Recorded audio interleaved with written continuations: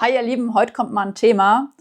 Das ist, glaube ich, die meistgefragte Sache. Also wenn ich so alles zusammennehme aus äh, Unterricht, Coaching, Gitarrenlehre online und so weiter, was ich alles mache, das sind so die Fragen eigentlich, die am häufigsten kommen. Und zwar, ich habe da irgendwie noch so Nebengeräusche, wie kriege ich die denn weg?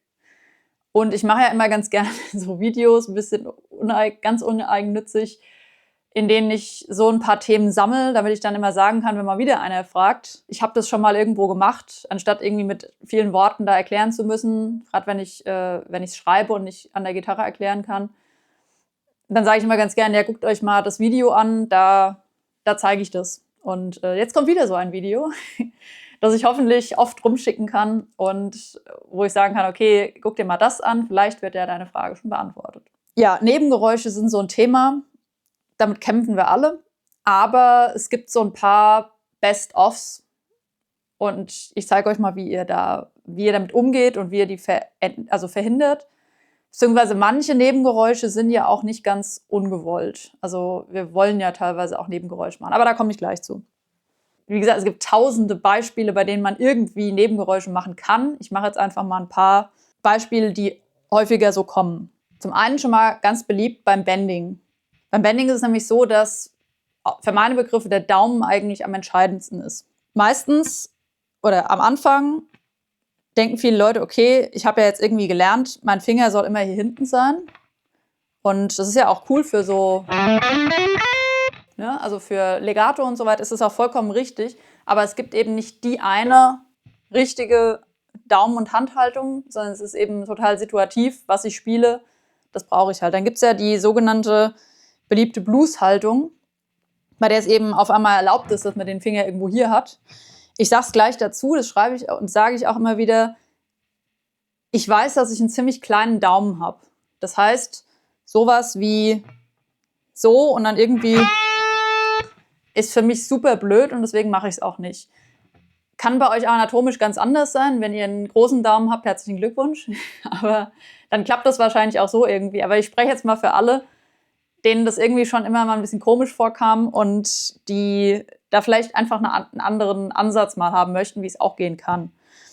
Also so mache ich nie, sondern ich versuche immer, oben den Daumen abzustützen. Und ich sehe es auch oft bei Leuten, die irgendwie hier so den Daumen haben und dann nicht so richtig Kraft in diesen Bend bekommen. Also das sieht dann ungefähr so aus.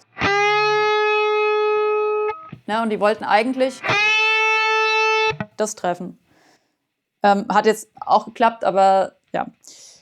Ich finde es viel besser, wenn ich oben den Daumen so drauf habe, nicht so, sondern wenn der sozusagen mit der Spitze so ein bisschen, also mit dem ersten Teil des Gelenks oder mit dem ersten Gelenk so aufliegt und nicht irgendwie mit der Mitte des Daumens, weil da habe ich also für meine Begriffe gar keine Kontrolle, sondern lieber hier so. Und dann kann ich eben dagegen drücken und kann dann auch noch eben wunderbar so ein Vibrato ein bisschen reinbringen, weil ich habe ja oben die volle Kontrolle. Und ja, geht auch auf allen anderen Seiten, also. Und dann sehe ich eben auch oft, dass Leute zwar das so machen, aber direkt den Daumen dann wieder wegziehen. Also irgendwie, Moment, ich versuche es mal hinzukriegen. Ne? Also der Daumen ist am Anfang da, aber dann wird er irgendwie weggezogen. Und ja, dabei entstehen halt auch gern irgendwie mal so Nebengeräusche vor allem. Also ich schiebe immer die eine Seite so gegen die andere, dass sozusagen die G-Seite dann nicht klingen kann. Also das habe ich, glaube ich, auch schon mal in meinem extra Bending-Video erklärt. Zusätzlich, damit unten die Seiten nicht irgendwie mitklingen, mache ich immer, also wenn ich zum Beispiel auf der G-Seite ein Bend mache, jetzt müsst ihr auf die Hand gucken, dann ist immer mein Ringfinger ist dann hier so und hält den Ton. Also ich mache, wenn ich auf der B-Seite bände, dann mache ich das gleich eben mit der E-Seite. Es gibt auch wieder ein bisschen Sicherheit und Stabilität. Ich sage ja normalerweise nicht irgendwie den Finger abstützen oder so, aber das ist für mich irgendwie kein Abstützen. Also Abstützen ist noch mal anders. Abstützen verhindert für mich eine Beweglichkeit, die man eigentlich braucht. Und hier will man sowieso den Ton lang halten. Also in dem Moment will ich sowieso keine Riesenbewegung mit der Anschlagshand machen. Vor allem von daher finde ich das an der Stelle sehr legitim. Was ich außerdem daran sehr gut finde, ist, dass ich mir dann hier nicht noch irgendwie Gedanken machen muss, wie ich da was abdämpfe, sondern die Hand ist ziemlich frei dann. Was noch sehr beliebte Nebengeräusche sind zum Beispiel bei Oktaven. Ja, dass man eben nicht so genau das trifft, was man eigentlich treffen wollte, sondern man trifft halt noch irgendwie an die tiefe E-Seite mit und dann hier irgendwie noch was und so. Und deshalb mache ich es immer so, dass ich, also die Oktave erstmal so, dass ich oben mindestens mal, also zumindest wenn ich jetzt auf der A-Seite die Oktave spiele und die E-Seite nicht treffen möchte, dann habe ich oben drüber den Finger so da drauf. Der darf natürlich jetzt auch nicht die A-Seite blockieren, aber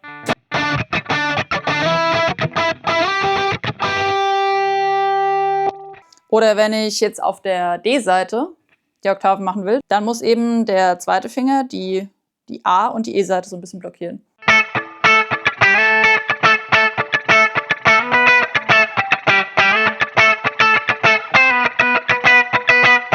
Gleichzeitig muss ich eben hier unten mit, ja, am besten auch noch dem kleinen Finger so ein bisschen hier. Also ich würde sagen, in dem Fall macht vor allem der kleine Finger die Dämpfarbeit. Wo noch leicht Nebengeräusche entstehen können, ist, wenn man zum Beispiel sowas hier macht. Kennt vielleicht so ein Lied, das geht so.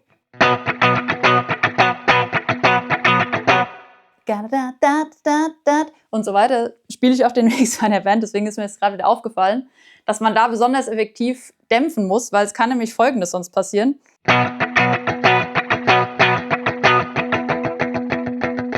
Irgendwie hat man dauernd dieses Geräusch hier drin. Und ja, man will das so halb haben. Also live merkt es sicherlich wahrscheinlich sowieso keiner, aber im Studio zum Beispiel würde man sich jetzt ein bisschen ärgern, dass es da ist. Und deshalb habe ich mir so angewöhnt, habe ich mich gefragt, okay, wie kriege ich das weg, wenn ich es wirklich weghaben will. Und auch hier war wieder die Antwort der zweite Finger, der abdämpft. Also er macht dann.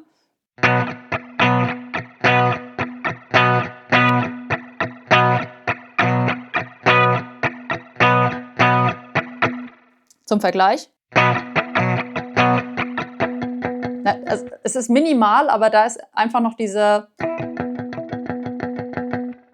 Öcke drin, das will man nicht unbedingt haben. Und deswegen, ich habe das Dämpfen ultra bei Metallica-Riffs gelernt, weil auch da muss man sich ultra konzentrieren und erstmal schauen, okay, wie dämpfe ich hier ab? Und das Coole ist bei James Hetfield, es sieht halt auch mega cool aus, wenn man das macht. Ich meine zum Beispiel sowas, also man könnte jetzt zum Beispiel so spielen.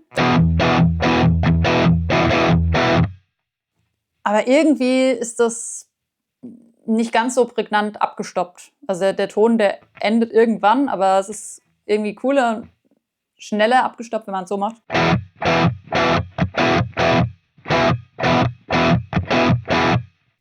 Also wenn der eine Finger nichts zu tun hat und lockert, also den Griff lockert, ne? Ihr seht, ich mache den Anschlag und im Moment des Anschlags ist dieser Finger, der hier übrigens auch unten so Bananen-C-förmig liegt, so dass er die ganzen anderen Töne eigentlich. Also sie müsste ich schon stark anschlagen, damit sie irgendwie. Es soll vor allem nicht schallern, also es soll nicht irgendwie. Ja, klingt ja noch irgendwie. Das hier mit, das will man alles nicht. Also es soll wirklich. Es gibt ja im Metal sogar so, also Noise Gates. Ich weiß nicht, wie tief ihr im Thema Gear drin seid, aber Noise Gates sorgen schnell erklärt dafür, dass wenn ich so mache, dass dann wirklich komplett Ruhe ist. Das Noise Gate wird auf einen bestimmten Dezibelwert gestellt und alles, was diesen Dezibelwert unterschreitet, da wird dann sozusagen erkannt, okay, das war jetzt kein bewusster, gewollter Anschlag, sondern hier sollte eigentlich Stille sein. Und dann wird die Stille eben auf wirklich Zero runtergefahren. Also dass ihr da dass ihr einfach gar kein Signal mehr habt an der Stelle. Und deswegen klingt Metal auch oft so prägnant. Und das können wir wir können dem Noise Gate sozusagen helfen, indem wir wirklich sagen, okay, immer wenn ich so mache, sollst du bitte, dann wird die Gitarre so still, dass das Noise Gate rafft, okay, jetzt muss wirklich Stille sein. Also das ist ein bisschen kompliziert erklärt mit dem Noise Gate, aber im Prinzip so. Und deswegen klingt auch Metal so prägnant, wie er klingt. Und nicht noch mit irgendwelchen Nebengeräuschen, wie man die vielleicht im Akustik-Folk oder so sogar haben will. So, genau. Also ich mache einen Anschlag. Wenn ich stoppe, geht dieser Finger hier, hört auf, also müsste eigentlich gar nicht, aber zur Sicherheit hört er eben auf zu drücken. Und dieser Finger hier schaltet sich ein, legt sich drüber. Beziehungsweise, eigentlich mache ich es mit allen dreien oft. Und dadurch, dass natürlich auch noch die rechte Hand so ein bisschen dämpft, kommt dann wirklich gar nichts mehr raus. Also. So, was gibt's noch? Ja, im Prinzip bei so offenen Akkorden ist die Frage oft nicht so sehr, da klingt noch irgendwas mit, sondern es klingt irgendwas nicht. Oder es klingt irgendwie so. Es klingt nicht so richtig mit. Da sage ich dann oft, das schreit danach, dass du irgendwie irgendwas ungewollt dämpfst. In dem Fall, man kann ja auch ungewollt dämpfen, ne? Dann klingt eben kein Ton, dann klingt eben der Ton, den man eigentlich haben wollte, klingt dann nicht. Und dann sage ich oft, okay, weil es sieht dann oft so aus, dass Leute erstmal hier irgendwie das so kleben haben und dann blockieren sie auch noch hier und da und was weiß ich was und dann klingt es so. Und dann sage ich, okay, dann nimm doch mal vielleicht deine Hand und schieb die mal so ein bisschen unter dem Griffbrett durch. Haben bestimmt viele, die von mir, denen ich mal irgendwie Unterricht gegeben habe oder denen ich mal was bei Gitarrenlehrer Online geschrieben habe, haben das bestimmt schon mal gehört. Schieb doch einfach mal deine Hand so ein bisschen hier drunter und dann hast du auch viel mehr Bewegungsfreiheit. Also im Vergleich zu so, Klammergriff, wenn man so macht, ne, jetzt fällt es mir total leicht. Also schaut euch mal den Winkel an. Das ist jetzt auch schwierig. So, schaut euch mal den Winkel an. Also im Vergleich, wenn ich so mache, jetzt blockiere ich irgendwie automatisch alles und hier liegt auch noch meine Hand auf. Wenn ich jetzt aber so mache, ne, mein Daumen ist hier hinten und ich sage immer, da kann fast so ein Surfer rein durchlaufen. Ich guck mal, nee, kriege ich anatomisch nicht hin. Aber theoretisch könnte ich euch in die Augen gucken, von hier, weil da nämlich so ein Loch ist, so eine Röhre. Okay, und dann habt ihr natürlich optimale Bewegungsfreiheit. Könntet ihr sogar hier oben noch einen Finger drauflegen, so. Und ja, ist nicht für alles ideal, aber hilft oft sehr. Wie gesagt, Bluesgriff und wenn man eher so bluesy spielt, dann ist man hier unten kann man schon mal dran kleben. Ein weiterer Punkt, auch sehr beliebt, das ist vor allem bei Akustikleuten, also die Akustikgitarre spielen, denen fällt dann oft auf, okay, ich habe da irgendwie so Rutschgeräusche drin. Wie kann ich die denn verringern oder warum habe ich die und überhaupt? Zum Beispiel, wenn man jetzt irgendwie so macht.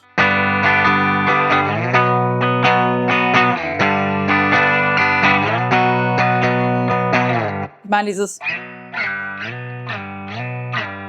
ich sage aber oft, dass eigentlich oft Rutschgeräusche gar nicht so krass stören, beziehungsweise das sind Nebengeräusche, die sind eher ein bisschen gewollt. Weil ihr könnt natürlich auch zum Beispiel immer so ein bisschen abstoppen, dann habt ihr gar kein Rutschgeräusch, dann hört man gar nicht, dass ihr rutscht.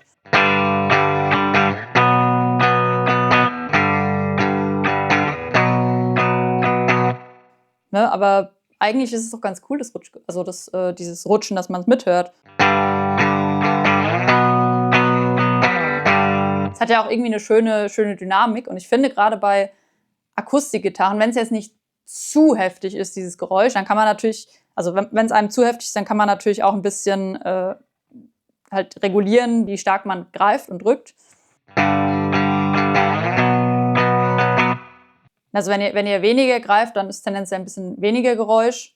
Aber ehrlich gesagt, wie gesagt, bei Akustikgitarren zum Beispiel gerade, finde ich es also will man das ja oft. Also dieses Rutschgeräusch ist was, das durch Kompression dann noch ein bisschen mehr rausgebracht wird. Und wir sind ja auch alle keine KI. Also ich glaube, Rutschgeräusch wäre so das, was eine KI, wenn man jetzt eine Gitarren-KI hätte, was super schwierig ist, weil anders als bei einer Gitarre sind eben so viele menschliche Elemente da irgendwie drin, als beim Klavier, wo man halt eine Taste drückt und klingt jetzt doof, aber man kann nicht so richtig was falsch machen. Ne? Du drückst halt, du kannst ein bisschen energischer drücken, weniger energischer, aber du wirst kein Nebengeräusch haben. Aber auf der Gitarre kann man halt an 1000 Stellen irgendwie Nebengeräusche haben. Aber gerade das, für mich macht es auch so menschlich irgendwie, ne? Das würde eine sehr gute Gitarren-KI, müsste das hinsimulieren. Das heißt, wir können eigentlich so ein bisschen froh sein, dass wir manche Nebengeräusche haben. Zum Beispiel, also wenn ihr euch jetzt irgendwie so Gary Moore oder so anhört, ne? Also zum Beispiel auch Rakes oder sowas sind ja irgendwie auch Nebengeräusche, also so.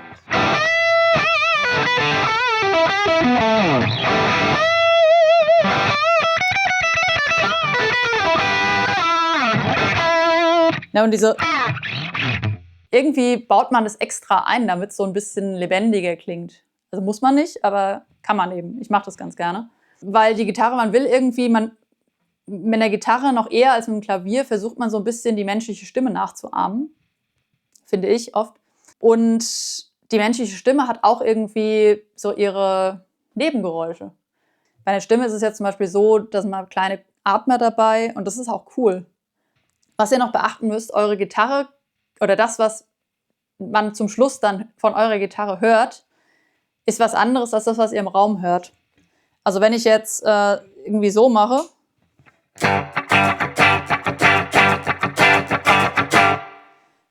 dann höre ich ganz, ganz viel von dem Plektrumgeräusch, das mein Plektrum hier gerade kurz neben meinem Ohr erzeugt. Und allein das klingt schon irgendwie so ein bisschen nebengeräuschig. Wenn ihr euch jetzt aber aufnehmt, und das solltet ihr dringend tun, um wirklich zu hören, wie ihr klingt, oder auch beim Konzert oder so, wenn ihr dann in der PA oder in eurem Amp steckt und alles sacklaut ist und man das Seitengeräusch eben nicht mehr hört, da muss man so ein bisschen unterscheiden. Ne? Was hört man, weil man jetzt gerade auf Zimmerlautstärke, vielleicht am allerschlimmsten, oder was heißt am allerschlimmsten, ich spiele vielleicht ganz unverstärkt, dann klingen nämlich auch nochmal die Rutsche schlimmer und so weiter. Und ja, genau, das sollte man auf jeden Fall auf dem Schirm haben. Nehmt euch auf und hört euch an, wie es dann klingt. Und nicht immer unbedingt, wie es jetzt gerade bei euch im Raum klingt, weil ihr sowieso leise spielt. Weil dann kommen nämlich auch oft Leute und sagen irgendwie, wenn ich so hart anschlage, dann habe ich so viel Plektrumgeräusch. Aber was ist denn ein Plektrumgeräusch? Also in der Regel das, was man als Plektrumgeräusch bezeichnet, das hört man einfach nicht in der realen musikalischen Situation. Nur halt zu Hause, wenn man leise spielen muss. Ich hoffe mal, das hat euch jetzt schon ein paar Fragen beantwortet. Es sind garantiert nicht alle Fragen beantwortet und jeder hat super individuell irgendwelche Nebengeräusche. Das heißt, geht da unbedingt, also verlasst euch nicht irgendwie auf Videos wie das, sondern geht zu einem Lehrer, zu eurer Lehrerin und lasst euch das anschauen, wo euer individuelles Problem ist. Das kann man nämlich nicht einfach so pauschal abbilden. Deswegen fällt es mir auch immer ein bisschen schwer, ohne was gesehen zu haben, wenn irgendwie jemand, und es kommt häufiger mal vor, wenn jemand schreibt, ich habe da so Nebengeräusche. Ja, ich versuche es dann irgendwie immer und erkläre dann so, ja, okay, das sind Möglichkeiten. Aber wie gesagt, ganz wichtig, dämpfen, entweder mit der Hand oder eben auch mit der hier. Rechte Hand ist nochmal eigentlich eine ganz eigene Geschichte. Deswegen bin ich da jetzt nicht so wahnsinnig drauf eingegangen. Vielleicht nochmal irgendwann anders, wenn es euch interessiert. Aber ja, ich hoffe mal, ich konnte schon ein paar von euch zumindest helfen.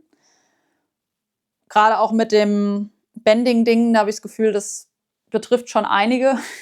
Wenn ihr mir helfen wollt, dann könnt ihr das tun, indem ihr zum Beispiel mein Album ein bisschen unterstützt. Da läuft jetzt, je nachdem wann das Video rauskommt, irgendwie noch so, ich glaube 2 Wochen oder so wahrscheinlich, ein Crowdfunding. Und wie das bisher gelaufen ist, könnt ihr euch auch in meinen vergangenen Videos so ein bisschen anschauen. Wahrscheinlich kommt das Album so im Herbst, habe ich jetzt mal angepeilt. Und ich halte euch auf dem Laufenden auf jeden Fall. Genau. Ciao und bis zum nächsten Mal.